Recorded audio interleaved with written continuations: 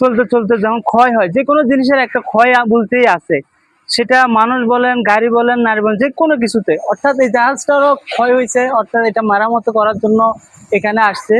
এই জাহাজটা আপনারা যদি লক্ষ্য করেন, দেখেন এই জাহাজ এগুলার কি বলে, পপুলার। এই পপুলার লয়েরে অনেক কিছু দেখেন। এই জাহাজটা এখান থেকে লই কত কি অবস্থার মধ্যে আছে আপনারা দেখতে পাচ্ছেন। জাহাজটা খুব সুন্দর, একটা বেলুনের মাধ্যমে, কয়েকটা বেলুনের মাধ্যমে জাহাজগুলো টানি টানি, আসলে জাহাজটা পুরো টানি টানি করছে যে বেলুন আপনারা দেখতে পাচ্ছেন। এরকম সামনে আরো বেলুন আছে, আপনারা দেখতে পারবেন সামনে, অবশ্যই আপনাদেরকে দেখাবো।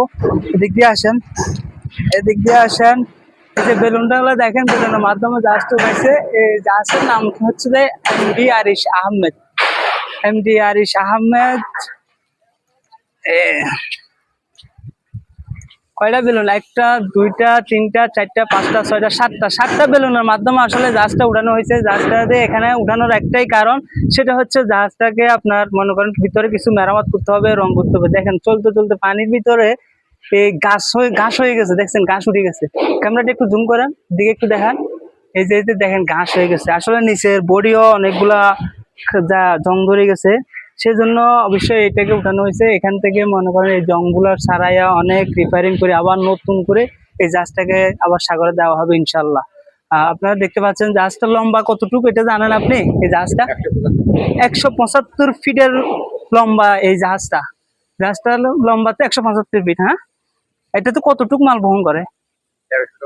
1300 টন পর্যন্ত মাল বহন করে আপনাদের মনে করেন এটা সাগরের এক প্রান্ত থেকে এক প্রান্ত নিয়ে যায় আপনাদের সেবা দেওয়ার জন্য। যে কোনো ফ্যাক্টরি, কারখানা, মালামাল বা যে কোনো কিছু নিয়ে যায়। আচ্ছা ভাই, এই নাম্বারগুলো কিসের? এখানে 24864223 ইত্যাদি ইত্যাদি, আবার এদিকে 2টা MM 4টা M, এগুলো কিসের? লোড নাইট ড্রাফট আছে, হ্যাঁ, ড্রাফট চিহ্নিত করার জন্য মার্কগুলো ব্যবহার করা হয়। আচ্ছা আচ্ছা, তাহলে আপনার ওই যে যদি লক্ষ্য করে দিকে একটু ক্যামেরাটা যদি একটু দেখান, ওটা হচ্ছে যে কি ওই ইঞ্জিন রুম না? এখানে ইঞ্জিন ব্রিজ, মানে ওখান থেকে আপনারা জাহাজটা কন্ট্রোল করেন ওখান থেকে। আচ্ছা যাই হোক, আঙ্কেল আপনি কি এখানে কাজ করেন? যে এখানে বেলুনটার মাধ্যমে আপনারা গাড়িটা উঠেছে, জাহাজটা উঠেছে, এটা কি আপনারা প্রতিনিয়ত এভাবে উঠান?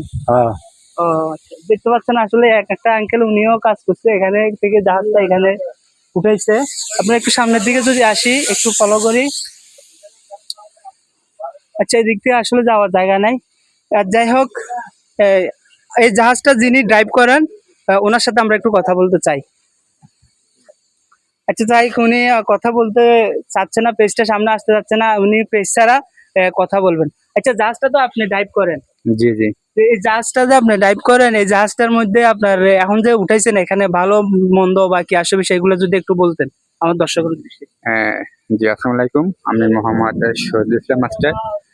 আমার জাহাজ ড্রাই ডকিং উদ্দেশ্যে আমরা এসে চট্টগ্রাম কালুরঘাট ডেল্টা ডকে তুলছি, এখানে মেরামত কাজ করার জন্য। অসংখ্য ধন্যবাদ। ভাইয়াটা আসলে জাহাজটা ড্রাইভ করে থাকেন। এই জাহাজটা রক্ষণাবেক্ষণ ওনার কাছে থাকে সবসময় সাগরের মাঝে। এই আসলে দেখতে পাচ্ছেন জং কিন্তু উপরে একদম সুন্দর দেখা যাচ্ছে, তারপরও এই দেখেন এই যে জংগুলোর কারণে কিন্তু আসলে মেরামত আমাদের করতে হয়।